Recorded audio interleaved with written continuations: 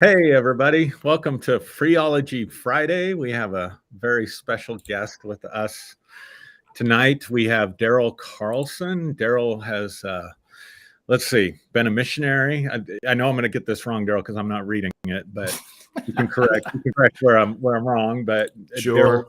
lifelong believer, missionary, NLP extraordinaire, life coach, trauma coach, just an all-around great guy. Daryl, great to have you with us tonight. And then, Good of to be course, here. as always, my partner in crime, Derrick Day, is with us. How you doing, Derrick? I'm doing great, Aaron. And Daryl, it's good to have you, man. Absolutely. Yeah. What's in the glass, guys? I'm recovering from a cold, a little flu bug. So this is adult orange juice. We decided just to go with a very simple screwdriver with some good old handcrafted steel dust, Texan vodka, Ooh, and a little bit of Fireball. Just a little bit of a nice little mix. It's a nice mix. damn, that sounds really good. I didn't coordinate this. This is kind of weird, but I'm wearing a green hat and I got a green shirt on. And I didn't realize it till I saw myself because I don't look in the mirror that much, I guess. But I have a gin and apple schnapps, appletini. I couldn't find my shaker, so I got this thing that you kind of mix up your sports drink. Yeah. And we used to have these green champagne glass, or not champagne, Aaron, come on, martini glasses. But I couldn't find that, so I just got a regular old glass. So I'm having an appletini to go with my green hat, my green shirt, and I would just say it's not easy being green. fruity. All right, Kermit. I'm having Redemption Rye on the rocks. Oh, that sounds good. Because it's keto friendly. I was going to say, I don't think the appletini is keto friendly or the screwdriver with Fireball. No, that's yeah. This is gluten-free. This is gluten-free vodka. Most vodka is, but there is some alcohol that is keto-friendly. We usually do keto or try to. And Derrick, I was looking at your video. I watched half of it about terraforming. And I'm like, damn, I'm going to have to start getting back on that boat. Terraform my life. That's where I am right now. I'm in this transition, and I want to thank Aaron. Aaron is one of my wise counsel, one of my best friends. And I feel sorry for you. And say, damn, that's why he's so fucked up. No, no, but seriously though, like it's you, my sons, and a couple of other people that whose counsel I trust, and basically, I'm getting other than these special occasions, Daryl. This is a special occasion where we're going to talk about Jesus, right? but I'm not talking about that anymore, and I'm not talking about atheism anymore. I'm not talking about any of it anymore. I don't care. Now, what I will talk about is where Aaron is headed is in consciousness. I'm big on the whole consciousness thing. I'm big on the whole scientific or metaphysical understanding of things. I'm big on that. I'm good, and I'm good with that. I like that space. It feels like a nicely tailored suit, right? It feels good. But as far as all the rest of it, not so much. But because you're here, Daryl, and it's you. Well, we're gonna do a farewell. We're gonna do a farewell episode to religion and that. But it actually can transition very well into consciousness and spirituality. And I'm loving it. But now that we're here, I'm gonna kick it over to you, Daryl. Go ahead and tee this up. Tell us what it is that you mean, because I posted this. I made a graphic for this, right? You made a graphic for it. Yeah. Kicking Jesus out of your heart. Yep, absolutely. And so it was, I'm not being cheeky, and I'm not trying to just stir the pot just for the sake of stirring the pot. Though I have been accused of that in my lifetime. Like, I just like to go around causing trouble.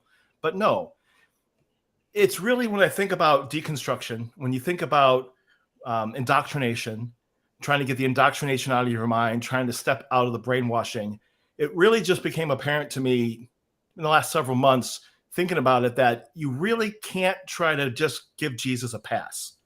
We talk about God. We talk about, do you believe in God or not? But when you get down to it, who Jesus is for Christians, especially, we're going to talk about Christians tonight. You have to deal with getting that Jesus indoctrination out of you.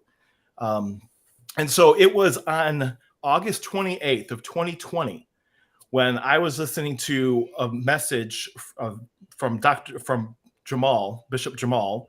And I can't even remember full context of everything it was. I think he was talking about spiritual agreements. And I just knew that I made that decision doing what I know with NLP to, in essence, kick Jesus out of my heart. I went back to my salvation experience and I rejected it and rewrote it in my memory. So it means something completely different to me now. And it was that point 2.5 years ago, that's when my healing started to go on steroids. And it started to just get better and better and better for me. So I think it's worth talking about, so we need to kick Jesus out of our hearts. If you are someone that is deconstructing, that is trying to walk away from religion and get free from all the trauma that goes along with that. So I wanted to talk about why we're going to pick on Jesus, why focus on that. Let's talk a little bit about why kicking him out, why that's important, and then a little bit of how to do that. And I would like, hopefully at the end with Aaron, who's also an NLP mastermind, we're going to explain an NLP pattern and how you can use it to help really clear out some of the indoctrination. And you can do it, and it can be relatively quick and easy, and you can go have a lot of leaps and bounds in your growth that way. So that's sort of my trajectory of where I want to go with this today. And so I'm actually gonna hit this right to Aaron with a question. Aaron, is it biblical to ask Jesus to come into our heart in the first place? I'm glad you went there, because I was thinking about it, because I thought, oh my God. I mean, people might be shocked to know, but I still have some pretty close, very Christian friends who have been willing to walk this journey with me. And, sometimes there's stuff that's kind of, what do you say, cringy, right? And and I thought, oh my God, kicking Jesus out of your heart. Oh, who are you to kick Jesus out of anything? That's the first thing I could hear in my head. But really, if you're a biblical Christian, if you're committed to the Bible as your source of revelation, your source of faith, and your rule of conduct, then you should have no problem with this, because there's no place in the scriptures at all that you're told to invite Jesus into your heart. That it'd be interesting, and maybe you've done this, Daryl, or maybe you've done it, Derrick. It'd be interesting to know where that started. Where did that come from? Because I was taught really little. In the 1850s. Okay. Well, yeah. Well, maybe why don't you fill us in a little bit, because I'm curious. I'm looking at that. I'm not exactly sure who it was originally, but this kind of coincides with the advent of rapture theology. Okay. But the idea was that Jesus was to be a personal Lord and Savior, and that was a tool that was used to cement the salvation experience. Now, what happened was that it began in the 1850s, but it really culminated in the 1920s with evangelists like Billy Sunday. Yeah. Right. And that was the altar call, if you will. Right. Mm-hmm. Right. But I want to say this, because Daryl, this really appeals to my sense. I'm an engineer by profession, right? So this really appeals to me because this is reverse engineering the salvation experience, right? And one of the things that I did, this is me personally, what I did is that before I kicked Jesus out of my heart, I asked him to leave for a minute so I could get my thoughts together. I say, Jesus, can you step aside for just a second so I can get my own shit together? And then once I processed everything, then I served him his formal eviction papers. Now I say, you can really get the fuck out, right? And that was where I was. So when you propose this as a subject, and Aaron came to me and said, hey, Daryl's got a great subject, I'm like, hell yeah, because this is the thing for everybody that's watching. I'm going to throw down the gauntlet and give you a dare. And it's this, right? What Daryl is saying is extreme. It is profound, and it is potentially life-changing, but it's also shocking. It'll shock your system. So my recommendation before we get down the road is that you hear what he has to say and then take a moment to temporarily ask Jesus to leave. Ask for a trial separation. Okay? Ask for a trial separation. And if things, if you're able to reconcile all of this, great. If you're able to come back to it, great. That's fine. But if you really process this, you will probably give Jesus a writ of divorce by the time you're finished with all of this. And that's my I think, but we're going to process through this, and then at the end, we're going to talk about how do you do that. So a lot of this is like you don't want to throw the baby out with the bathwater. So here, true story. Right before you sent that, let me interject real quick. Yeah. Because I checked that tub, man. I checked that tub. There's no baby in that tub. It's just a bunch of dirty fucking water. And when I found that out, I just threw it all out. But keep going, Daryl. We'll make sure of that. But so it's interesting because right before coming on here, I was just getting things set up and scrolling through Facebook, and saw a Brene Brown quote where she's talking about Jesus and the love of Jesus, and Jesus wants you to love people that are unlovable. And I had a moment where I'm like, man, so what is it about that? And that is the pull to, if you feel that way about Jesus, to hear what I say about kick Jesus out of your heart. It seems really crass, really sharp, really jarring, really blasphemous. But you think, a couple things. First of all, if we're not biblically told to do it, Christian, then that means that's somebody's idea that you've stepped in and you've done. So right there, you get a little bit of wiggle room.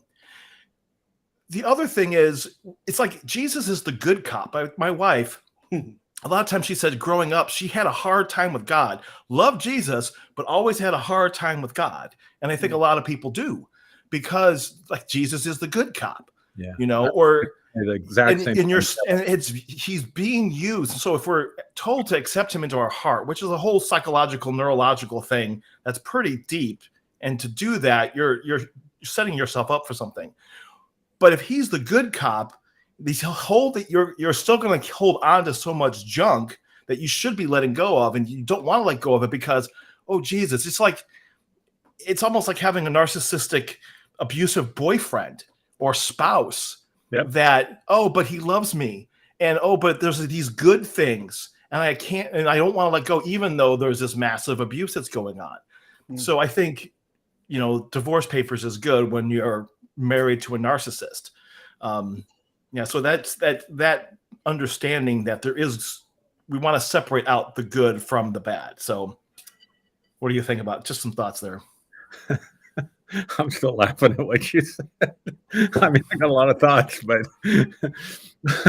let me throw this in, because I give a real blanket answer. There's no place in Scripture where it's told to invite Jesus into your heart. So, and that's true. Now, some people would throw out. So I was brought up with Campus Crusade, right? Back when Bill Bright was a star, and Josh McDowell and all those guys, back in the late 80s, early 90s. And they had what was called the 4 spiritual laws. And what they did was they cut and pasted scriptures, and they created what they called the 4 spiritual laws, and they cut and pasted scriptures, or they cherry picked scriptures in order to substantiate each one of those laws, right? And the last law was, you have to receive Jesus. And they did talk about receiving Jesus into your heart. And they would use Revelation 3:20, and Revelation 3:20 says, "Behold, I stand at the door and knock." Now, here's the problem, and this is what gets us into religious foolishness and nonsense to begin with. Nowhere in there does he say, "I stand at the door of your heart." We literally insert that mentally into the equation. That's the first thing. But if we're going to look at the context, he's writing to the churches. He's not writing to individuals. So he's writing to the 7 churches in the beginning of Revelation. He's writing to the 7 churches. So he's talking to collective groups about their collective sin. So if you're going to be honest with the text, he's standing at the door of the church and knocking. And he threatens to spew the corporate group out of his mouth, not an individual out of his mouth. So I just wanted to dispel that right there. So, yeah, that's a good clarification. And I think a lot of it too is you can like throw up with what Brene Brown said. You know, there are certainly scriptures attributed to things Jesus said that are worth modeling, worth looking at, worth emulating, worth learning from. But you can do that by following the way, following him as a teacher, following the path. Even if I'm not mistaken, I think that's what it was originally called. They followed the path initially. Yep. To ask something into your heart, to me, that feels like that's a violation of your personal self and identity. It's like you should never have anyone into your heart. This is the center core of who I am as a being. So to say, I want you in here, I think inherently that notion is just, it's faulty, but it's also setting you up for a lot of psychological harm and a lot of double binds where you want to do something, but you can't take action because there's this thing inside you holding you back. And so I think the idea of having that in your heart is a problem to begin with as well. And that's probably what I have the most concern over. And it's the most problem with. The mind-brain connection for a minute, because, you know, letting him into your heart is one thing, but the Bible also says, let this mind be in you that was also in Christ Jesus. And so to your point, Daryl, is that, you know, you're subordinating yourself. Yes. You're you know, it's like people will say more of him, less of me. Mm-hmm. He must increase, I must decrease. And all of this, what this does is it subtracts your own humanity from your existence. In other words, you're saying that I have no value. My only value stems from him in me. And so whenever you have somebody like that, and I say this all the time about social media, because people will get after me. They say, well, you just delete people and block them whenever they disagree with you. I don't disagree or block them just because they disagree. I disagree, or I get rid of them when they get to be obnoxious. Just like if you are a guest in my home and then you go and take a shit in my living room floor, at that point, you've got to leave, right? And so this whole concept of Jesus in your heart, Jesus in your mind, Jesus, no longer I, but he, all of these other things. Basically, what you're doing is you're allowing a religious idiom to come into your house and take a shit on your floor, take a shit on everything you believe, take a shit on everything you think. And at that point, you know, to be honest, that's a good cue to kick Jesus out of your heart. But can I jump in real quick? Because I wanted to comment on the psychological damage. I want to be clear. What we're dealing with here is a perception. We're dealing 100% with subjective reality. Yeah. We're not dealing with something out there. Because here's the thing: if I'm going to take the Christian approach to this, all right? I'm going to say that from the perspective that Scripture is accurate, that Scripture is reliable, that Scripture is the source of our faith and the rule of our conduct. Nowhere in there are you ever told, like you pointed out, Daryl, nowhere in there are you ever told to invite Jesus into your heart. So somebody came up with that somewhere, right? And but here's the thing: if it's not in the book, from your perspective, Christians, if it's not in the book, then it's not objective reality. I'm not saying what is in the Bible is objective reality, but you understand? Do you understand the distinction that I'm making? Let's assume that it is. It's not objectively out there. So you can't actually invite Jesus into your heart because he ain't going to come. You know?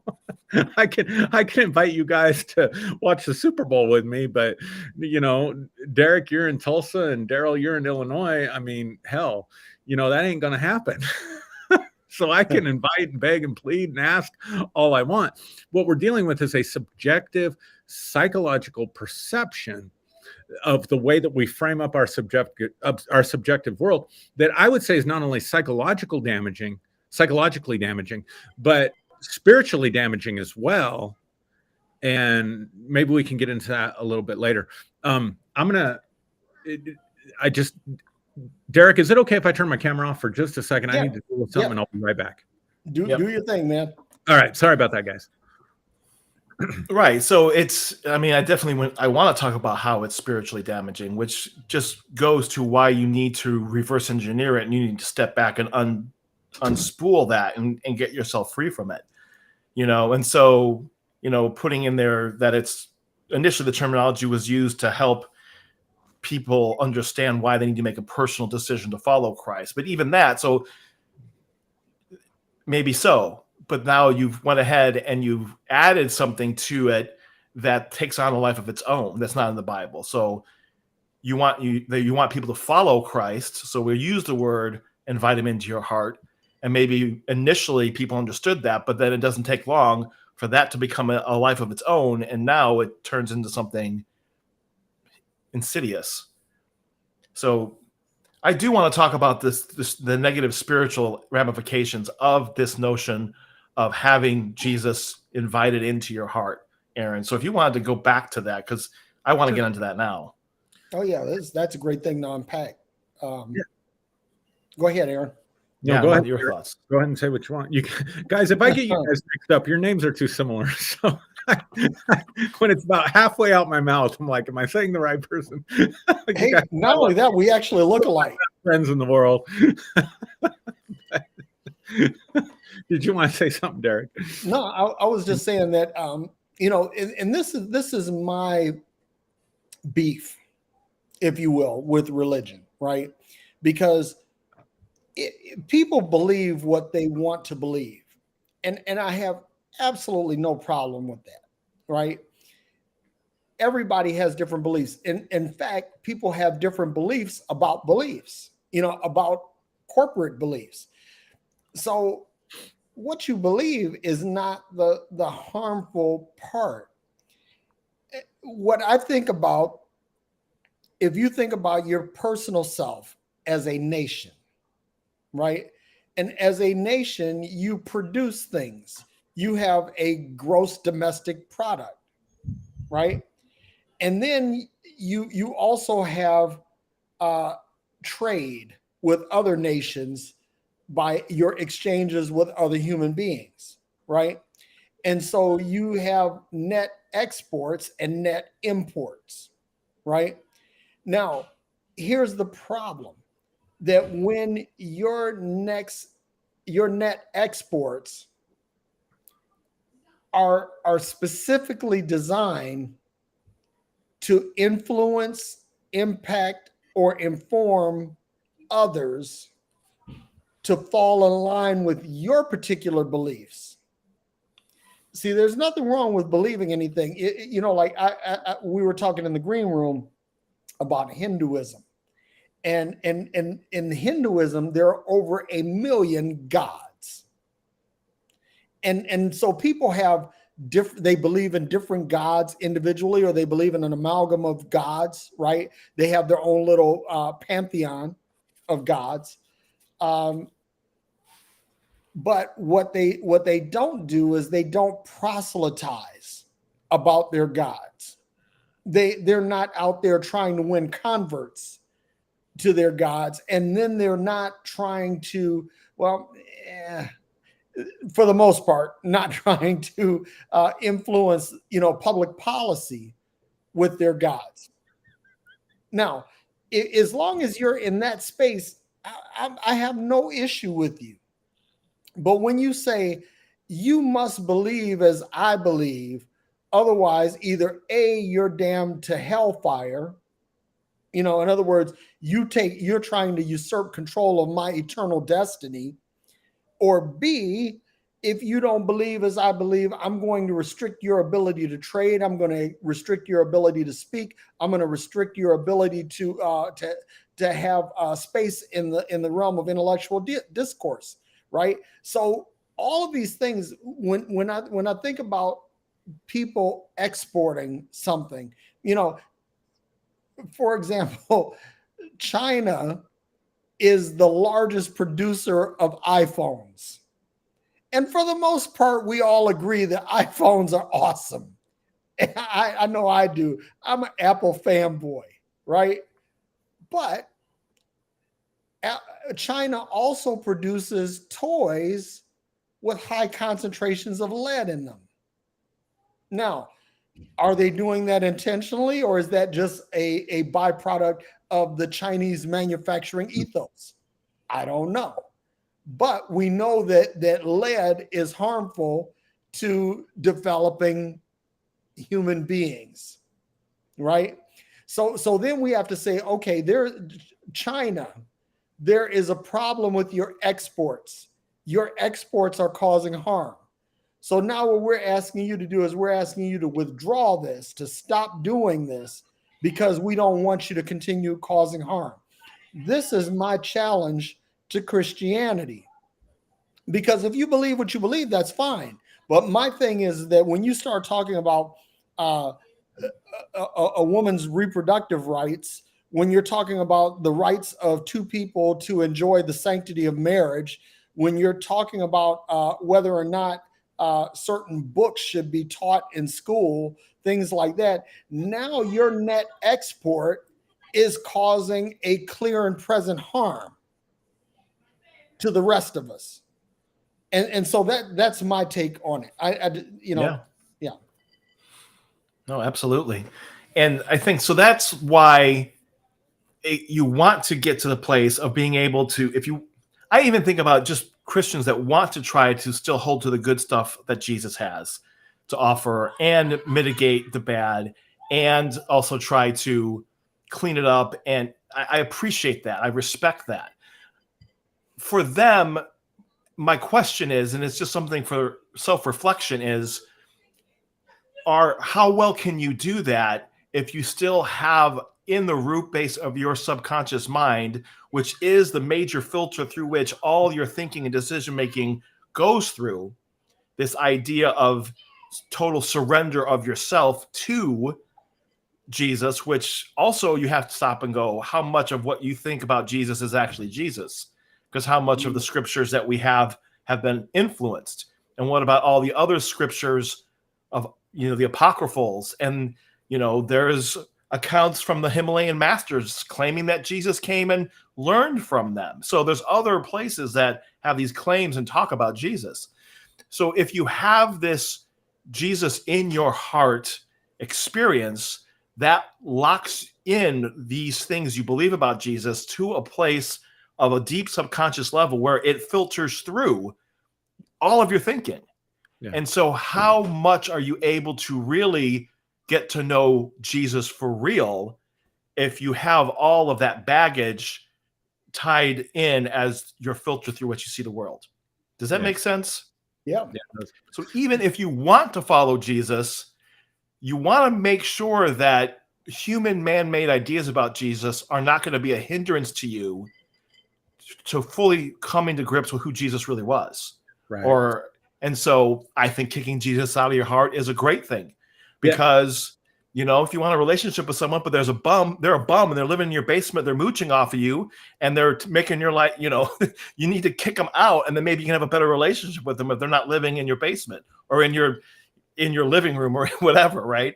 So that's also why I want people to consider this. Let me jump in because I didn't get to put in all my thoughts about the spiritual harm. But you bring up such a great point, Daryl, because we have to ask ourselves the question, which Jesus are we kicking out? Are we kicking out the Baptist Jesus, who basically his end goal is just to get everybody to pray the sinner's prayer and then come back and rapture? And all your prayers and stuff, he ain't gonna do squat for you. Maybe once in a while, like, you got better odds at Vegas of him healing somebody or whatever. I mean, that Jesus, because the gifts have all ceased and he's not doing that today.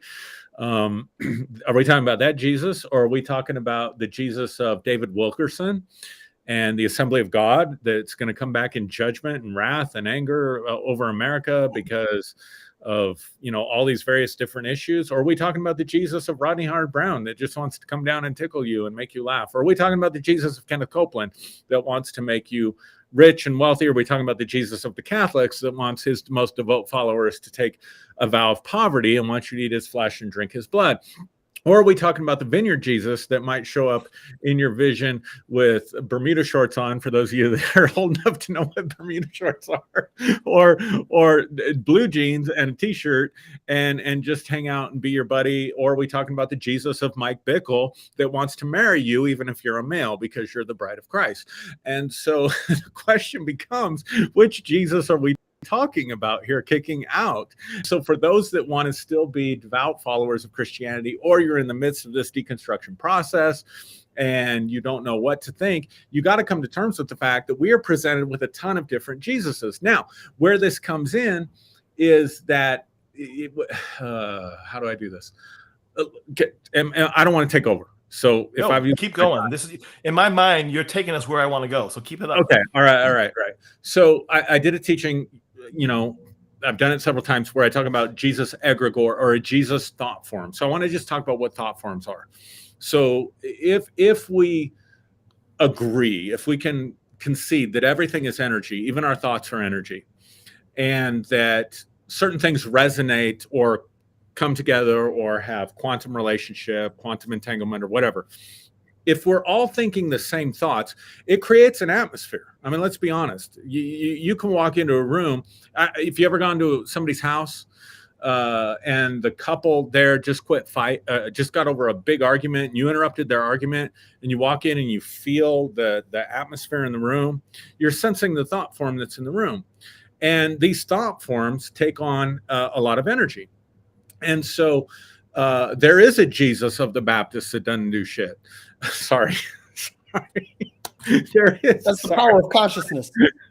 There is a Jesus that will show up to you in a vision. This explains why people in America see a white Jesus when they have a vision of Jesus or near-death experience with Jesus, and people in Africa see a black Jesus. Or why my friends in the Vineyard Church, Jesus would show up wearing blue jeans riding a motorcycle.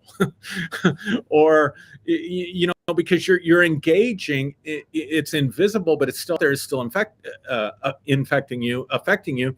You're engaging these thought forms. And so I want to bring this down to, so I have really good secondhand or third-hand knowledge about a situation in a church. And I'm not going to name names because I don't have first-hand knowledge of it. But it's a very prominent church organization and network throughout the world. And one of their star students, in fact, their star student, I would say the person that put them on the map, went through a deconstruction process 10 years ago probably, but held on to some kind of, spirituality, and went back to the church and did a gathering. Now, I'm not saying this was ethical or right, but I'm just going to tell you what happened. He did a gathering. I'm not judging either way. It could be right, just for clarity, because some people out there don't know what I'm talking about. I know some people that will watch this will know exactly what I'm talking about. This guy went into the organization and he gathered a bunch of the followers for a meeting, and he basically told them they were under a form of mind control. And he began to pray a prayer where, with authority, he began to break the mind control that was over their lives. And people began to vomit. They began to become hysterical. They began to go through what we would have, Derrick, in the hyper deliverance days, thought, oh my God, they're manifesting demons. Yeah. And it created entire chaos throughout that organization, so much so that the leader had to come in and tell them, no, you got these demons, because people were having these sort of unpleasant manifestations that can happen when you're purged at a neural, psychological, neurological level, mind-body connection. When you're purging things, your body can respond to that, right? You can get sick, you can jerk, you can shake, you can do all kinds of crazy stuff. And they said, no, these are the demons. He put the demons in you. But I know in my own experience that I could not get my mind free from the torment of the remnants of what I was carrying around in my Christian experience until one night I just laid in bed and energetically I felt into it, and energetically I broke those connections and broke those ties. I guess you could say in a much more complicated way, because I always make everything complicated. They say a good teacher makes the complicated simple. I seem to make the simple complicated. But I was kicking Jesus out of my heart, right? And I got to tell you, I went through a 24 to 48 hour purging physically, where I was sick and I was ill and I was by the bathroom and I was purging. And after that moment, not only did I feel incredibly free, but my mind cleared up enough that I could step back outside of the paradigm and look at it and say, what the hell were we doing? So again, I didn't mean to take so much time, Daryl, but hopefully that adds to what we're talking about here. I think it does, absolutely. And I want to be able to move this to some practical things people can do. Given the confines of a video recording, and there may be not as much as we could do if we were one-on-one together. But I want to do this, and you guys tell me what you think, and let's talk out these things. I think based on what you just said, will the real Jesus please stand up, or which Jesus are you talking about? A really good first step for people who want to go through this process to be able to clear out indoctrination so they can think clearer about what they want to believe spiritually. When it comes to Jesus, start writing out everything that you believe about Jesus. What have you been taught about Jesus? What had you been taught as a child about Jesus? And as you do it, you want to leave time to not rush through it, not just let it be cerebral, but relax and just rest in it and pay attention to what comes up in the back of your mind. The little random little thoughts that run through your mind that we normally feel like, oh, what was that? Oh, that's terrible. I'm not going to pay attention to that. No, that's your brain telling you the answer to your question. So notice those things and just write them out. So if it's like, Jesus is untrustworthy, then put it down there, or whatever it is, all the good, all the bad, whatever it is, and just sort of write all of that out. I think that's a good first step. And then I would think you want to sort of separate it out. What are the things in here that I don't want to keep anymore? Because when we're talking about kicking Jesus out of our hearts, those are ideas and thoughts that we have woven tightly into our very core and our identity. And so much of it touches everything in our life. Yeah, so if you want to think about what do I want to let go of, you want to be very careful and take your time to ensure that you're keeping the good stuff you want to keep. So it could be you want to keep the warm memories you had of good fellowship with people that was genuine, right? But you also want to be very mindful of, was that genuine fellowship or was I being manipulated? You have the moments of Jesus and the stories of Jesus where he's reaching out to the lepers and touching people that were untouchable. That's good. But Aaron, as you had taught a few years back, there's definitely a lot in the Bible where what we think is unconditional love is actually conditional love. Yeah. And so we want to make sure we're clear in that and take your time to sort those things out and make a column. This is the stuff I want to get rid of that I don't believe anymore, that was dangerous. This is the things that are good that I want to hold on to. And you may have to do a few iterations of that because, as you heal and you grow. But I think getting very clear on those two things is a good first step. Yeah. Any thoughts on that? I think that's awesome. I think that's excellent. Because there's another thing we need to do with it. That's just the first step. One of the things that, Aaron and I, we've done this on Freology a lot. We talk about mindfulness and being in the moment, right? And I think that people often say that being alone with your thoughts is one of the most dangerous places to be, but I disagree. I think that being alone with your thoughts is cathartic. if you'll sit with your thoughts and allow your mind and your heart to process the thoughts, right? To contemplate, to meditate on the thoughts. And when we talk about Jesus, right? We take this and we as a concept, Jesus as a concept, not Jesus as a person, but Jesus as a concept, and we sit with that, we unpack that, we contemplate that, we meditate on that, and we say, okay, what does this actually mean to me? How does this impact me? And one of the things, now let me say this because this is me. I'm going to caveat it with that when I began to sit with the thoughts of who Jesus is to me, I began to think about who Jesus is, period. Right? And one of the things that I came to was the possibility that Jesus as we know never existed. Now, when you get to that point, now you have to say, okay, what does this mean to what I believe? What does this mean to what I hold dear? And a lot of people, for a lot of people, that's a scary proposition, right? Because if Jesus never existed, then basically the thread that you're unraveling really had no sweater attached to it from the beginning. Right. So that was one of the things that I dealt with, but it requires, and we've talked about this a lot, Aaron, you and I, is sitting with your thoughts, being mindful, being in the moment. And so when you sit in the moment and you say, okay, where do these external concepts that I brought into my life, these belief systems, these egregores that I brought into my life, where do they fit?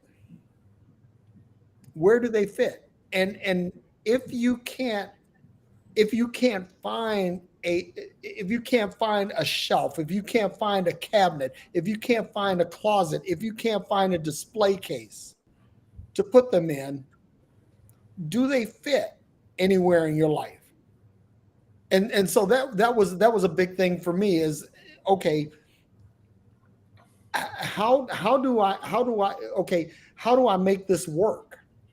How do I make this work? So for me, when it came time to kick Jesus out of my heart, it actually was an easy process for me because I went through a process of reduction, or it's like doing fractions, right? Lowest common denominator, greatest common factor. You're factoring until you get to the lowest possible element, and now you can solve, right? And that's where I got to. It was like everything I kept reducing, and I said, okay, at its core, at the root, this really doesn't make sense. Now that was me. Now here's the thing, and this is my challenge to everybody that's listening to this, and I'll shut up after this, is that you have to actually sit with your thoughts. You have to actually be present with what you believe, and you have to be willing to go through a process of logical reduction until you get to something that asymptotically resembles truth. And at that point, again, if after all your reductions that you say, okay, this Jesus narrative still makes sense to me, this still has a place in my life, I still have a prominent shelf in my life to place this upon, right? Then great, keep moving on with that. But if you don't, you have to say, okay, maybe this is the moment where Jesus has to make like Snagglepuss and exit stage left. Yeah, let me jump in. Just say, I think this next part of the conversation, especially, is for people who have deconstructed or they've had questions and they've actually done good Bible study, and they realize that their what they've been taught or what they've experienced is not consistent with what the scriptures actually say, or they're wanting to walk away from religion because they've been hurt and their mind is still tormented, or they just can't seem to shake it. I think that's who this is really geared towards. Yes. So if we could shift the conversation away from why do we need to do this, let's move into the how. And Daryl, why don't you tell us, how do we do this? Yeah. Right. So the first step, we talked about writing out what you believe. What is this Jesus? You know, when you ask Jesus in your heart, what do you believe about that? Is there anything in there worth keeping? The reason why you want to do that is because you want to make sure that you don't say, you want to hold on to the things that are still valuable to you, which is, thank you, Derrick, for the way you laid it out. That's the point. Now what you want to do is to negate. You want to unravel. You want to break apart the belief system in your mind neurologically.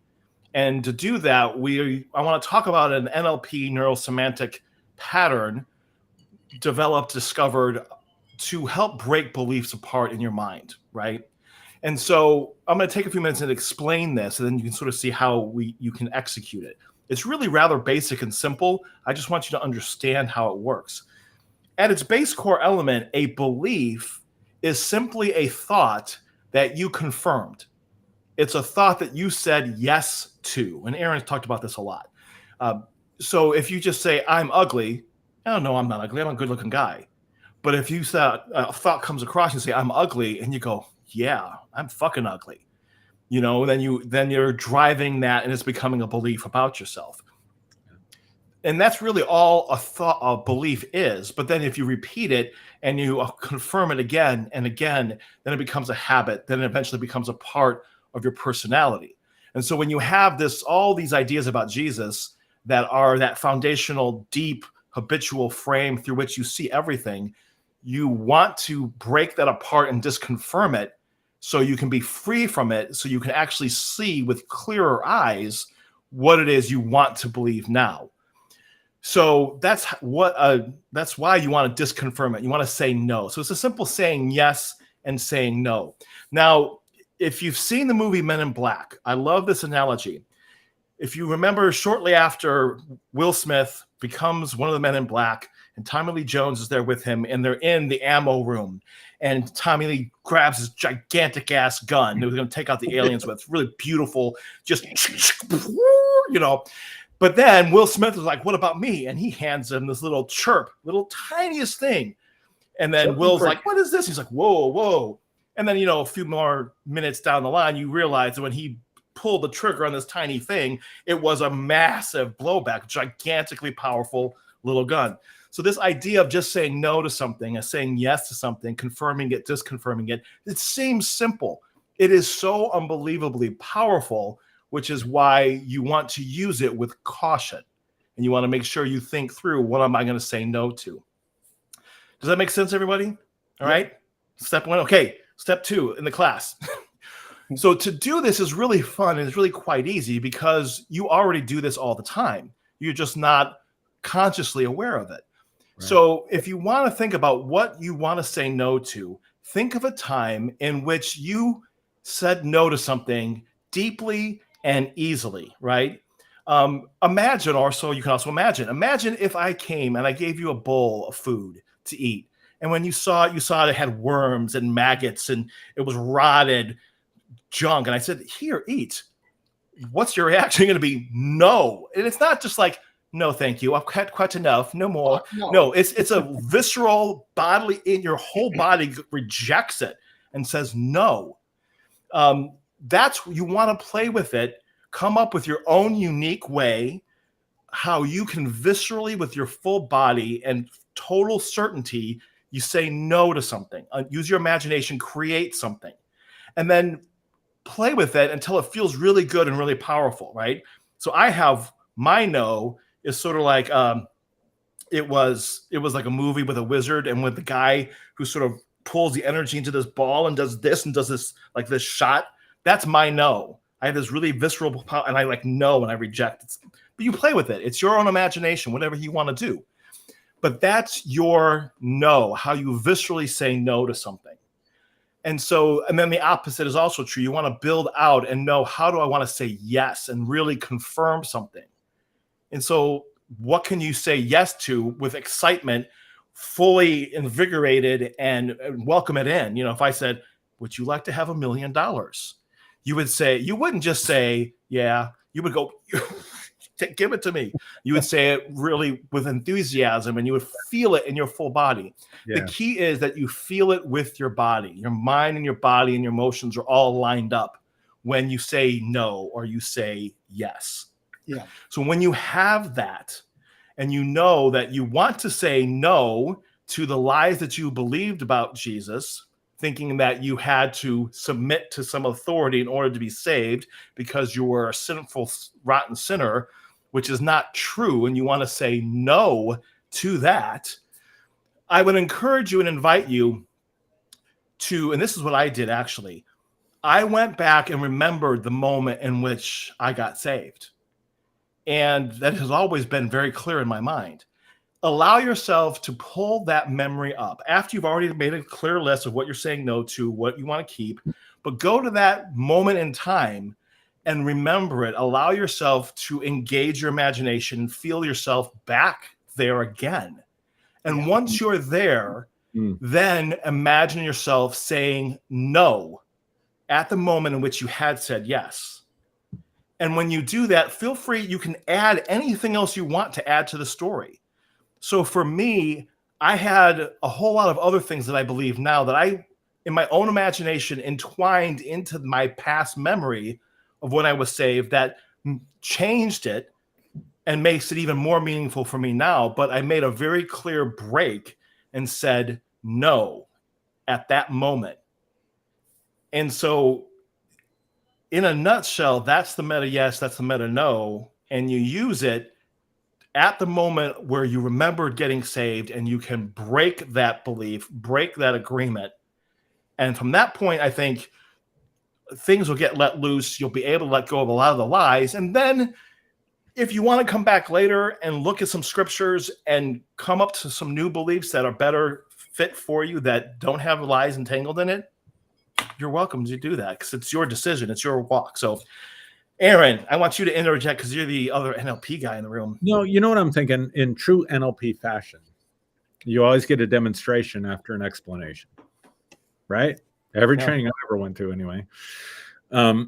So I have not done this. I'll be honest with you. I mean, we talked a couple of weeks ago, and I loved what you were talking about. And I've been through my own sort of process with it. And what I love about NLP is it gives you repeatable. What is it? What is it we always talk about, Derrick? Verifiable, tangible, measurable, and repeatable. Yeah. So NLP gives you tangible, measurable, and most importantly, repeatable patterns to help people make those shifts. So I've not done this pattern. So how about you walk me through the pattern so that I can do the pattern and people can see the demonstration? Okay, you want to do that right now? Yeah, let's do that right now. Okay. Do you want me to do the whole thing before we talk? Are you ready for this, Coach? Or oh yeah, always ready for it. All right. Now, before when we talked, I did it in a way that had a few extra little bells and whistles on that. Do we want to play that game? You know what? You're the coach. I'm gonna go with you. You're okay. So, I'm going to play a different game. So for everybody else that's listening, you can notice in here what I'm doing, but I want to do something with you that's a little bit different. Okay. I want to imagine. So Aaron, we're going to go back, and I think what you're saying is you want to go back to that moment in which you were saved, which you had that moment of salvation, and you want to break that and reframe that, right? Let me clarify. So I was taught to ask Jesus into my heart from very young. I was 3 years old on my living room floor, and I asked Jesus into my heart because, it's my parents told me to do. But the most profound and powerful conversion experience I had came much later when I was 18 years old at a Josh McDowell, Petra concert. So that's the one that I would want to target, unless, of course, you think the two are connected. No, that is completely up to you. We can keep it, for the sake of time too, we can keep it clean and simple. So I want you just to relax for a moment, Aaron. Knowing that in this case, we're already clear on what the intention is, what we're going to do. Mm-hmm. That you want to go back and you want to say no to certain aspects mm-hmm. of your belief system. Mm-hmm. And so before we do this, I want you to just bring into your own mind. We don't have to say it out loud. You don't have to say it to anyone else, but just know and run through a list in your mind of the things that you had believed mm-hmm. that had their origin at that Petra Josh McDowell concert, and all those things that you believed. And the things that you now know you don't believe anymore, right? Mm-hmm. So I want you to go back and imagine that you're there now. Okay. You can close your eyes if you need to. Okay. And just you can imagine the sights. You can imagine the smells of a Christian rock concert. The feeling in your body, the tingling that you might have had mm-hmm. after the concert's over and the speakers, are quieting down, and you can see Josh McDowell come out, and you can notice the feelings that you had at the time mm-hmm. and the things that Josh McDowell had said. And now allow yourself to get to that moment in which the tension was building, as I might imagine, where you were contemplating what is being said, and feel it as if you're experiencing it again, even now. And just at that moment, before you made that decision to move your feet to go forward and say yes, knowing that you already know how to do a meta no, send a big, strong no.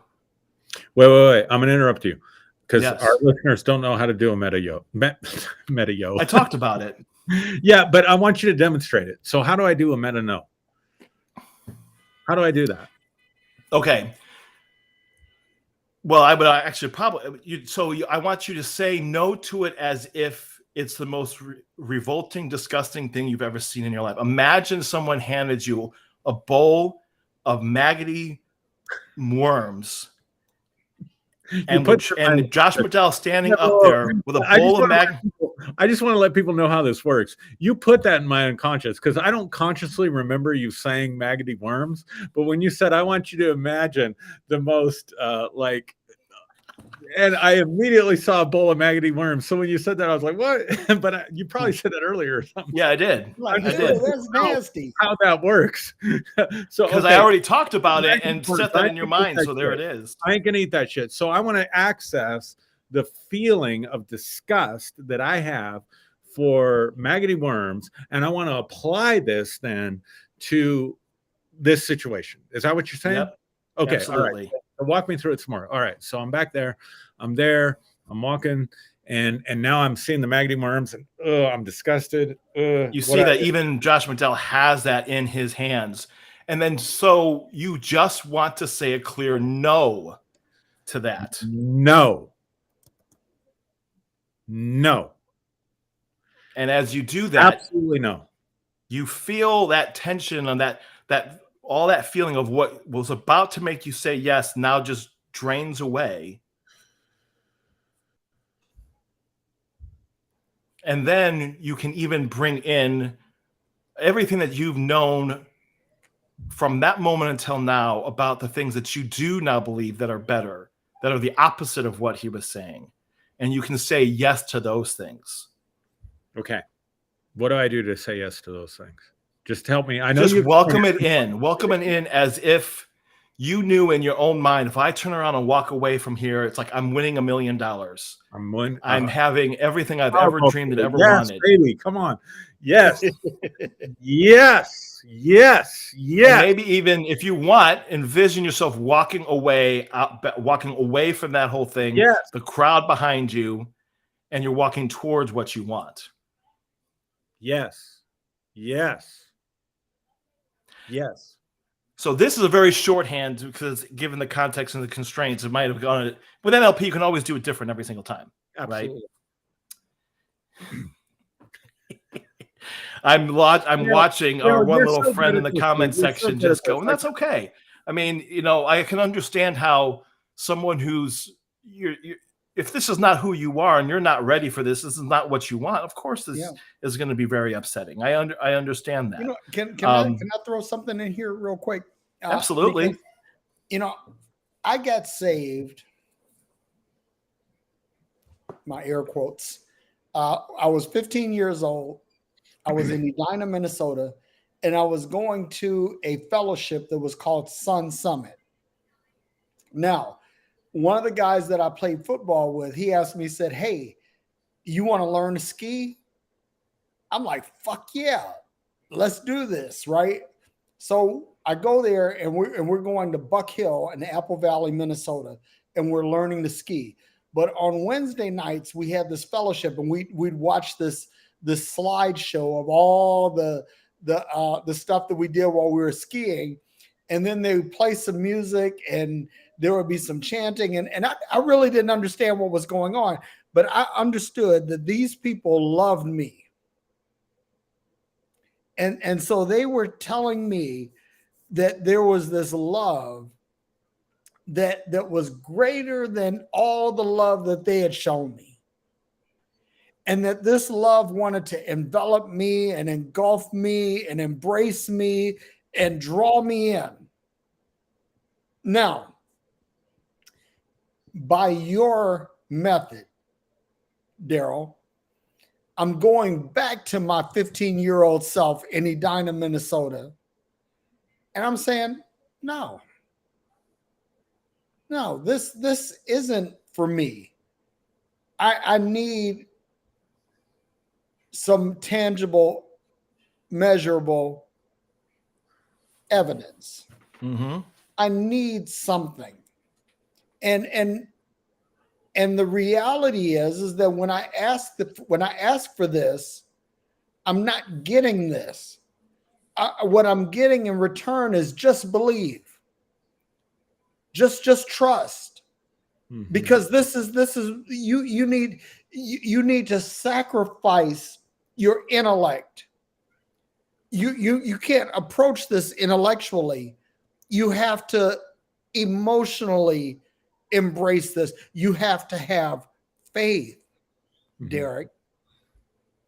And so using your example, Daryl, I'm able to go back to my 15-year-old self and my salvation experience and say, no, dude,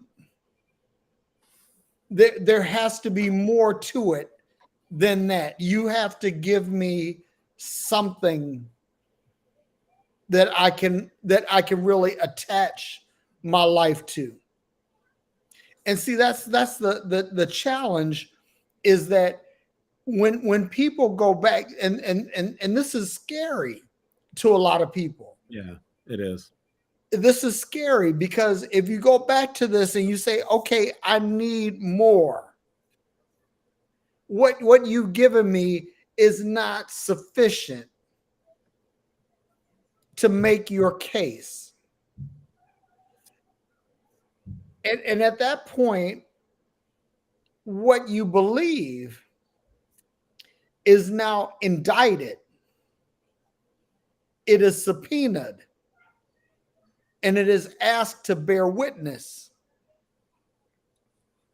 And if you can't do that, if you can't answer the subpoena, if you have to plead the fifth,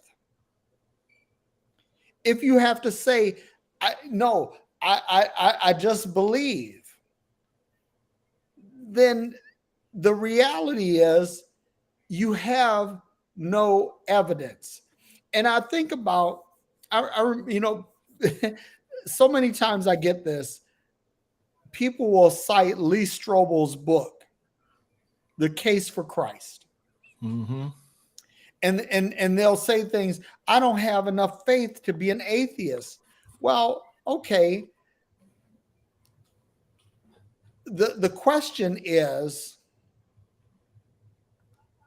in the face of evidence, is there a preponderance of evidence that will conclusively settle your belief? And if it is, and again, I say this all the time, I say this to Christians all the time, if at the end of this, right, because this is one of the things that frustrates me about deconstruction is that people have turned deconstruction into a cottage industry. You just keep deconstructing, just keep deconstructing, keep peeling away the layers.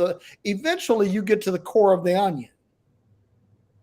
And at the core of the onion, you have to decide, okay, do I like onions? Or is garlic a better option?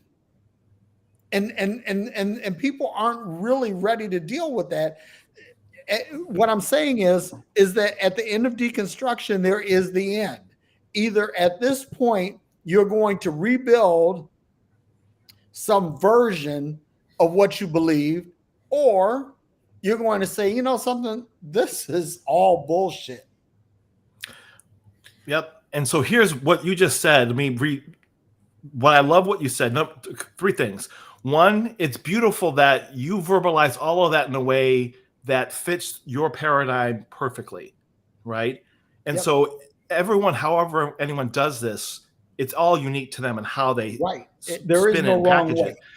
Number 2 is what we did and why you want to do this is everything you just said you knew, but you did not apply it to that 15-year-old self where that belief was formed and forged. And that's at the base root of all these other beliefs and subconscious filters. So this is about cleaning out your filter. Yeah. And so the simple mind trick takes what you already know, but puts it at that key pivotal moment so that you can shift those filters so you can be more free, so you can see more clearly.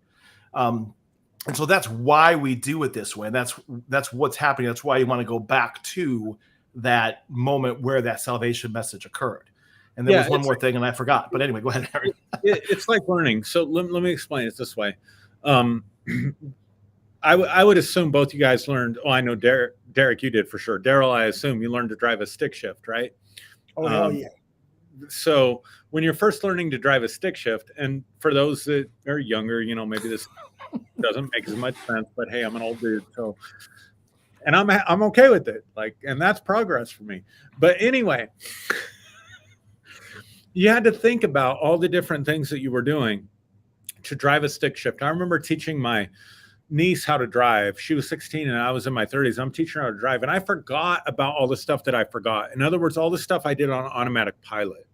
And so what Daryl's talking about is that the mind's ability to learn something and store it in memory that does not require conscious thought. So by the time I was 30 years old and I'm driving my Honda that's a stick shift, I'm not even thinking about anything that I'm doing, right? So when I'm teaching my niece to drive, I've already forgotten the things that I need to tell her in order for her to learn because it's so subconscious. And so that's what we're talking about. When we're talking about going back to that 15-year-old you, all we're talking about is saying that 15-year-old you learned something that you may not even be aware of. And I'm using this broadly, Derrick, not just with you, but anybody. I'm using this as an example. You learned something that you may not be aware of that is still functioning in your life, and you may not even be aware that it's still functioning. And so therefore there can be value to going back to that learning, if you will, and retraining that part of your brain. Because when you go back to the memory, you're actually accessing the part of the brain that has stored the subconscious behaviors, or the subconscious thinking. So for me, when I, was ready to be done with my Christian experience as I knew it, I still couldn't get my mind to quit playing all these reels of, oh my God, maybe I'm wrong.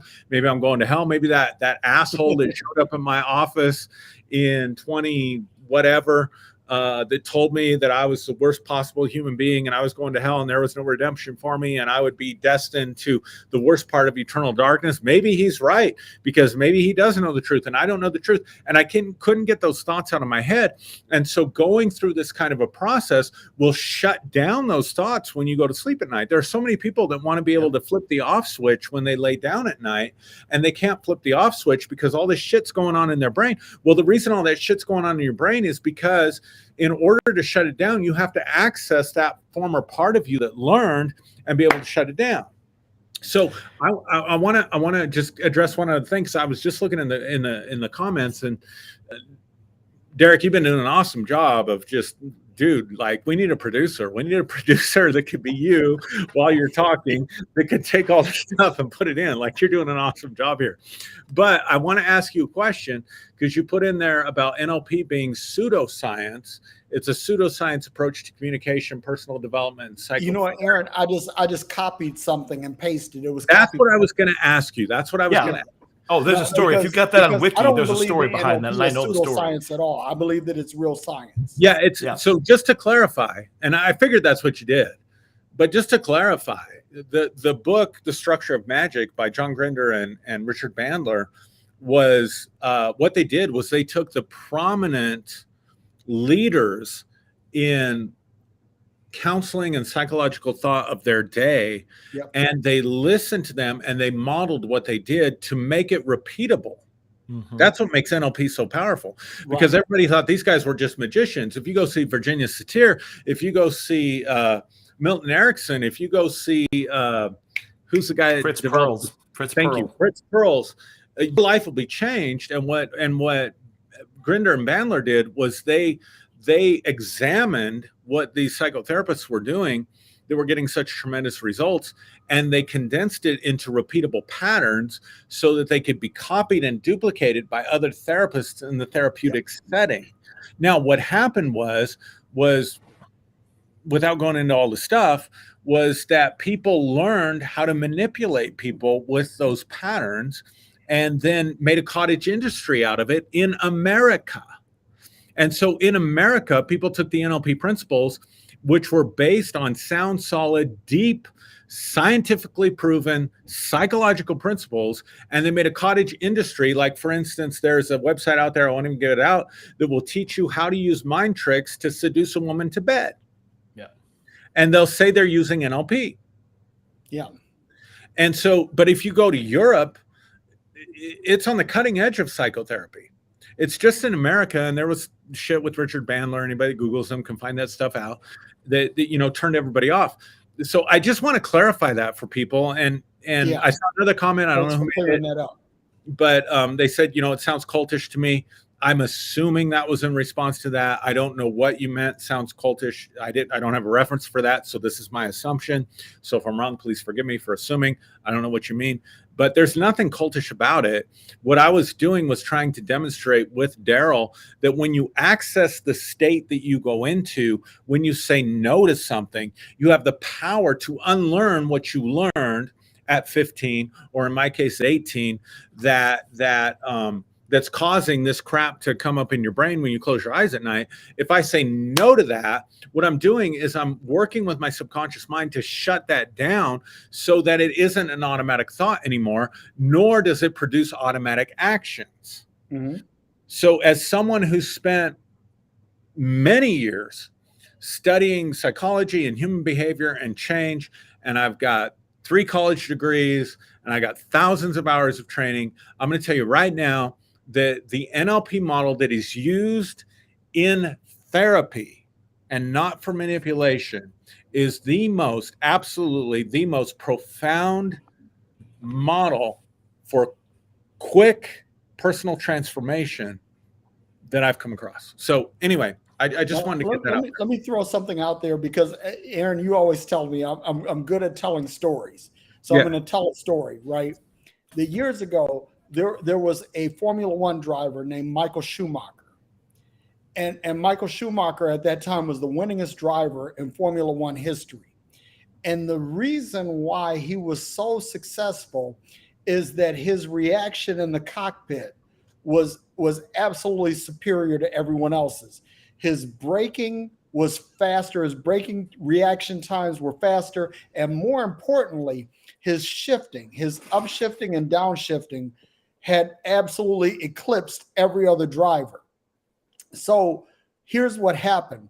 Ferrari came up with a system called the F1 shifting system, which was an automatic paddle shifting system that basically they used machine learning and artificial intelligence to mimic Michael Schumacher's shift patterns. And the goal was to beat Michael Schumacher. Now, here's what happened is that initially the Ferrari shifting system was a failure. It was not reliable. It broke a lot. But eventually they got it right. And they got it so right that every other Formula One team mimicked it. Right? And so now another driver, Lewis Hamilton, has come and eclipsed Michael Schumacher in terms of becoming the winningest driver in Formula One history. But Lewis Hamilton doesn't have to shift gears like Michael Schumacher did. He's able to pull the paddles and manipulate the car. The moral of the story is, and this goes back to what Daryl was saying, and I want to accentuate his point, is that greater knowledge appears that subordinates prior knowledge. And you have to hold on to what you know loosely enough that when the superior knowledge appears, that you're able to let go. I liken this to one of the things that I do in my training is I like to swing on monkey bars. And I like to swing from one bar to the next. But in order to make that happen, I have to let go of one bar to go to the next bar. In other words, I have to say that what I'm holding on to now is inferior to what I'm reaching out to next. And this is the whole point of kicking Jesus out of your heart. If I can be so bold, is that you have to say, okay, is what I'm being shown now superior to what I hold to be true in this moment? And see, this is where mindfulness comes in, because if I'm in the moment and I'm contemplating where I am and something superior comes along, then in this mindfulness moment, I'm able to let go of what I held to be true in the past to reach out and grab that which is superior. Yep, exactly. And this is a tool that can be used to help you let go. Exactly. Yes, exactly. Because sometimes we thought we let go, but our subconscious didn't let go. Right. And to speak to what you were talking about, Aaron, something else worth mentioning is that in letting go and in of those old deep beliefs where these things were forged, there are things, we forget. There are other things. We forget the trauma that we had faced. Dude, when I, on August 28th, 2020, kicked Jesus out of my heart, from that point on, so much trauma started to come up. So many things that I had forgotten were so terribly traumatic from the church, from the theology, from all of these things that I had forgotten and I had buried and it was subconscious, because I was able to truly let it go and truly break that belief that's on a deep subconscious level, it unleashed all these other things that I now can actually deal with, and I can become free. Because spiritual bypassing is a motherfucker. And so this is one great way to help break that out and really just start to actually do the healing work you need to do. Yeah. Yeah. Hey, Derrick, did you know that Lewis Hamilton is owner of the Broncos now, one of the owners? I know that. And that, you know, that almost makes me a Broncos fan. I was gonna say, come on, man, come to the light. Yeah, cross over to the orange side. Hey, you know, God's a Bronco fan because he made orange sunsets and blue skies. Hey, there you go, man. And, All right. Awesome. All I have to say is, you know, like when it comes, I'm one of the things I love about the Broncos, I have to say this, is John Elway. You know, John Elway for years struggled to be a Super Bowl champion. Yeah. And I think that the Broncos have the record for Super Bowl futility. Yep. Before John Elway had basically correct. the surgery to shorten his bicep. Now John Elway had this magic cannon that people. This is a true story. Receivers talked about the Elway cross. I was just going to say that we're getting into Christianity now. The Elway cross. That receivers, when they, you know, like basically this is how you catch a football, right? when you're doing the receiving drill, and John Elway would throw the ball so fucking hard that it would put a cross in your chest from you catching the ball. John, there are two quarterbacks in the history of the NFL that broke receivers' fingers. John Elway is one, Doug Williams is the other, right?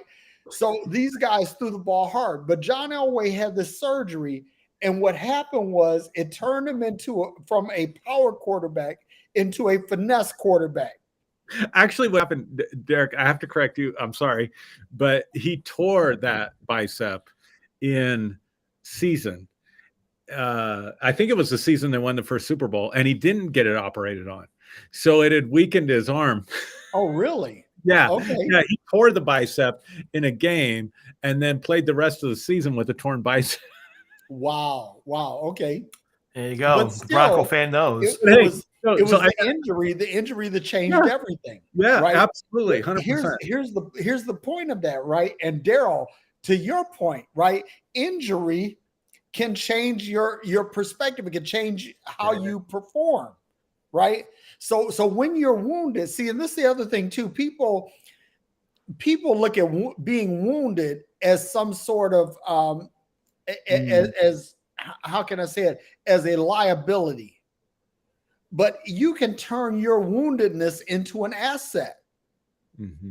That's what I want to say. Well, or kick Jesus out of your heart, because the Christian Jesus is actually a scarred over wound that's holding a ton of festering junk underneath it, and you got to get it out in order to get true healing. How's that for wrapping it all up in a bow? I love it. I just got to, let's go through the comments and then, but I see. Oh yeah, we can have our blessed be he. He was going a little bit, you know, Carl Forehand, off the rails there. Carl Forehand says, nobody wants to be a Bronco. Carl, I'm just going to tell you right now, Kevin James is going to bring us back to the promised land. And those who know, and those who don't. That's all I got to say. All right. If you don't know, now you know. You're like, Kevin James, well, what's he talking about? Just, if you know, you know. All right. So we got a lot of good comments. You were posting a lot of them, Derrick. That was great. Daryl, thank you, man. That was awesome. I really hope people will dig into this. I hope they'll listen to it, you know, several times over. I hope they'll give it some thought. I hope they won't just close the door to it because we've forgotten who we were. I haven't forgotten a thing about who I was in a previous version of myself. But I'm much more happy and joyful and peaceful and free and normal than the previous version of myself. And so that's all I got to say about that as far as couples say. I will say, you know, since you opened it up for anybody else who wants to jump in, but I know Ben Urban is on here and he wasn't feeling the greatest when I talked to him earlier. He and I are going to do at least a few trials. We're going to see how this goes. We're going to have a Sunday night at 8 Central starting on a week from this weekend, the 19th. Ben and I are going to have our own thing. We're going to try it. We're going to have some fun there. We don't have a name for it yet. Nothing's fancy, but so it's an invitation to people to check that out too. That'll be awesome. Yep. It'll be a lot of fun. And Daryl, make sure you get with me beforehand because I want to, you know, get you into the whole restream thing because that way you can get your comments real time and all of that stuff as you guys go live. I want to make sure that Aaron and I, we provide every tool that we possibly can to ensure that you succeed at this. Yeah, because we believe in you guys. Absolutely. So I'll put the link out here in case anybody wants to join in. But I've been sharing comments throughout the you know. Here's the. I'm going to share this right. Blessed. Yeah, I was going to comment on that one. Yeah, go ahead, Aaron. Well, I'm going to just say this. If that's how you feel, man, that's awesome. But you don't but what's the need to go around and try to make everyone else think the same way as you do? You know, because, you know, the kingdom is within you. Your churches have lied to you. You know how many Christians I know that have said that other church down the street has lied to me and therefore I got to come to my church because my church is, it's like, I'm sorry. I just, that ship has sailed. That dog is dead. That dog don't hunt, whatever you want to call it. It's just like I haven't heard that in a decade or so. That dog don't hunt. Something like that. Are you sure you're? Are you from the South? I might be. My mom was from North Dakota. He's from the mountain country, man. Yeah, we don't say that here, but I know I grew up in city Chicago. I'm well read. I've watched a lot of movies. Yes, you are, Daryl. I used to spend my summers in Alabama, so I know what that means. That dog don't hunt. Means it can't find a duck in a, I don't know. I'm guessing. Yep. But I will say, I think Christianity as a whole, you need to throw that whole shit out. You know, because I think that's my point. Kick Jesus out, ditch it all, get healed, and then go back and look at it again and see what you think. When you are able to think with your own mind and not just with what you've been indoctrinated. Well, that's what, you know, to your point, Daryl, and what you're saying here is don't just, you know, like to say what you said, don't throw the baby out with the bathwater. Okay. Give Jesus a trial separation. You know, and I'm going to tell you something to everybody that's listening. I triple fucking dog dare you to give Jesus a trial separation because I'm going to tell you something that a lot of you, you're not going to be able to sustain your belief. It's not going to happen. Some of you will go back and you'll reconstruct what you believe and you'll have a better understanding of it. And that's fantastic if that's where you land. But the vast majority of you, you're going to look at this and you're going to say, man, that's bull. That I was completely fucked over. And for those of you who don't believe me, go back and look up a video that I did called The Pimp Game. Because I'm going to tell you something, man. Christianity is the biggest pimp game in the history of humanity.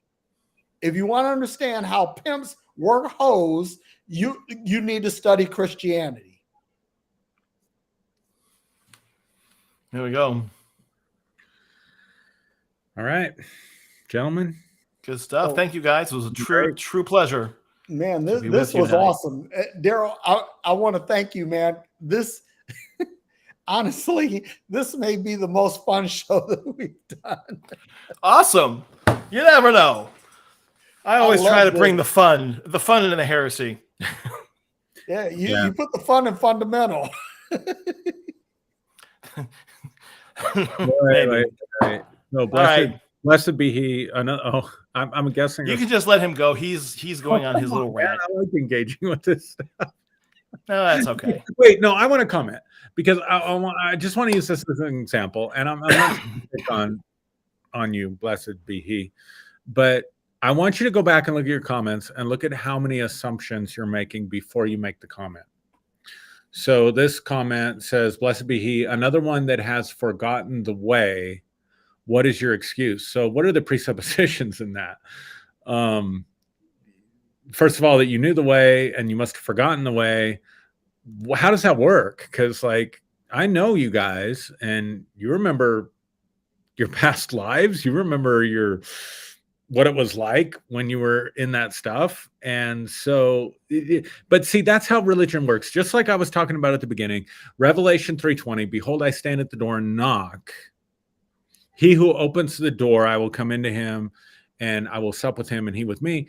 It presupposes that they're talking about the heart and open doors, but really you have to insert that into the text. So whenever you're making an assumption, you're taking information that you don't actually have and you're inserting it and then you're projecting it psychologically onto the other person. It would be much better in the comments, blessed be he, if you're willing to learn, to say, have you forgotten, or to ask questions to get more information rather than making your assumptions and projecting them onto people that you've never had a conversation with. And it's exactly that kind of stuff that turns people off of religion and Christianity and pushes people, especially people that have doubts about their faith, further away from faith. So just wanted to throw that in.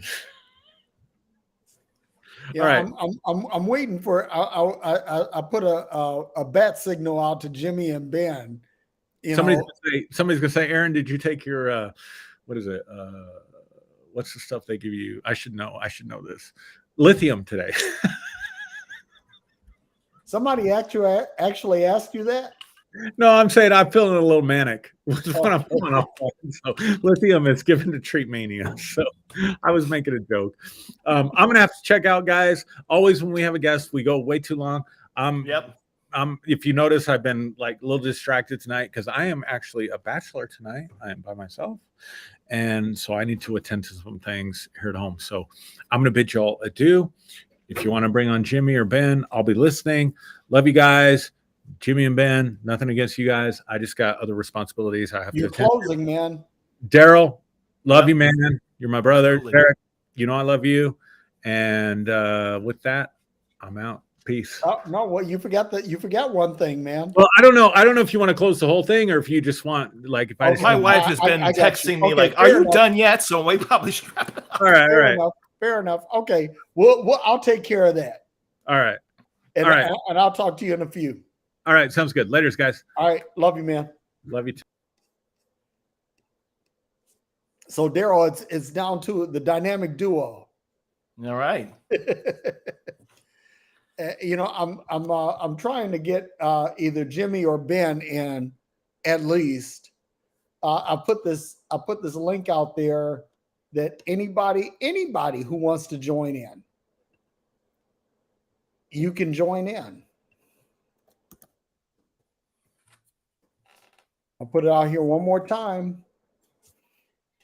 That if you want to talk to Daryl, you can by clicking the link. You know, I when I did talk radio, I used to always say, you know, you can exercise finger dexterity and dial whatever the number was, right? We never did live call-in radio in Alaska, I don't think. We maybe tried it once or twice, but, you know, didn't really quite work in that context. But that would have been fun. No, I did that, man. I was a radio talk show host for almost 3 years. It's good stuff. That you get your chops in when it comes to that. Being able to fill the dead air and talk, and you get to wrangle the annoying listener in. So, dude, you would be a fantastic talk radio host. I'm just telling you. So I remember when I was in Alaska, and we went back, and I went to this new radio station, and then the higher ups decided to make some changes and fired somebody, and then of course they slid me in. So I get to bear the brunt of the community that hated me, and I got a guy calling in off the air. You know, I'm, you know, like the Christians in Nazi Germany who did nothing while Hitler ravaged because I decided to let these people, you know, so it's just, I have fond memories of people, you know, feeling free to share their animosity with me. So yeah, I'd get that kind of reaction if I did talk radio. Well, you know what? I have a story, right? That when I had a show on Sunday nights, and one of my most frequent callers was a guy named Henry, and Henry was gay. And I used to brand Henry. I used to call him Henry the Homo. Back And in the day, you can get away whenever with he would that. show up in the queue, that's how I would announce him. And I always say that if I had to do it all over again, I want to apologize to Henry. And I would say, Henry, you're just Henry. You know, and because at the end of the day, man, I'll tell you, there are so many things. There are so many things that I have changed my mind about, because I looked at things for one thing. I looked at things like, okay, is there really a biblical precedent for this? That was one thing. And then the other thing was, I would ask myself, would I want to be addressed this way? But I'm going to tell you something. Henry was so fucking gracious. And I'll tell you another story too, that there was one of our sponsors who also had a talk show, and he's no longer with us. His name was Monroe Duncan, and Monroe was a restaurateur that had several restaurants in the Norfolk, Virginia Beach area. And even though I was not kind to the LGBTQ community at the time I was a talk show host, every time I went into one of Monroe's restaurants, he treated me as if I were royalty. I mean, he rolled out the red carpet. He made sure that we had the best appetite. I mean, he gave us off the menu stuff whenever I showed up. And at the time, and this was one of the darkest points in my life, I was recently widowed. And my uncle, I had two uncles, my Uncle Bill and my Uncle Rodney. They alternated weekends coming down to spend the weekend with me to make sure I was okay. And so on the weekends that Uncle Rodney came down, because he was a foodie like I was. Uncle Bill's not a foodie, right? Mm-hmm. Uncle Bill's a real, two-fisted kind of guy, right? But Uncle Rodney was a foodie. So I always took him to Monroe's restaurants, either Monroe's or Piranha's or Suddenly Last Summer, and we go and we'd have brunch. And Monroe would always make sure, he said, make sure that Derrick has whatever he wants while he's here. And and I always look back on that and I say, he didn't have to be nice to me because I was shitty to people in his community. But I've grown, I've adapted, and I've changed. That's Beautiful, man. And they have a lot to teach us, which is why I wish we would stop shitting on them altogether, because they have a lot to teach us. I think all communities that have been mistreated and ignored and repressed and oppressed, my passion is they all have something to teach all of us if we would just shut up and listen and just give them a hand up so we can hear what they have to say. Yep, absolutely. Well, awesome. It looks like nobody's joining in. I put the link out here. That's good. My wife wants me back, so okay. Well, Daryl, thank you once again for spending this time with us. My pleasure. And thank you for sharing your thoughts, your heart, your mind with us. Dude, you are one of my favorite people, not just on social media, but in the world. And thank you. And I'm looking forward to the day where I can actually be in the same room with you, where I can hug you, I can drink with you, I can eat with you. That'd be awesome. And just enjoy your company, man. Because, dude, you are one of the most amazing human beings walking the earth. I feel the same way. I really appreciate you. And just, thanks for doing this. Thanks for having me on. And, it's only onward and upwards. It's just only going to get better from here. So, yep. And I'm looking forward to see what you and Ben do, because I really think that you guys have tremendous chemistry and basically tremendous understanding and things that you can share with humanity that are going to actually push the envelope. Yeah, I think, Ben just said that he's got to try to get his kid to sleep and he's not feeling well. And I totally get that. But with Ben and I think what we really want to do is just really, what does it mean to embody and live a warm, compassionate, loving energy and be that kind of force in the world, while not forgetting that it's okay to pull the shit out. And, anger is a good thing. You know what I mean? It's not always bad, but so I'm looking forward to exploring that with Ben. I love everything Ben does. Everything Ben writes just hits me between the eyes, like every single time. So to be able to sit down with Ben on a regular basis and just chew this stuff out, I think it's going to be really great. Yeah. So one quick thing, I'll just say this before we go, is make sure double back with me. We need to basically just how you logged into this particular show. I want to make sure that you have a platform that you can that you can see the comments in real time, react to them, and all of that. Aaron and I, we're dedicated and committed to you guys' success. So that's it, and we're happy to have you as part of our family. Yep, love it, man. All right, we'll talk some more later. So it's peace and hair grease.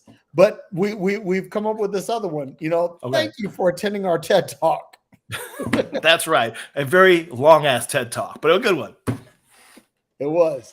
Thanks a lot, Daryl. Yep. See you Love later, you, man. All right.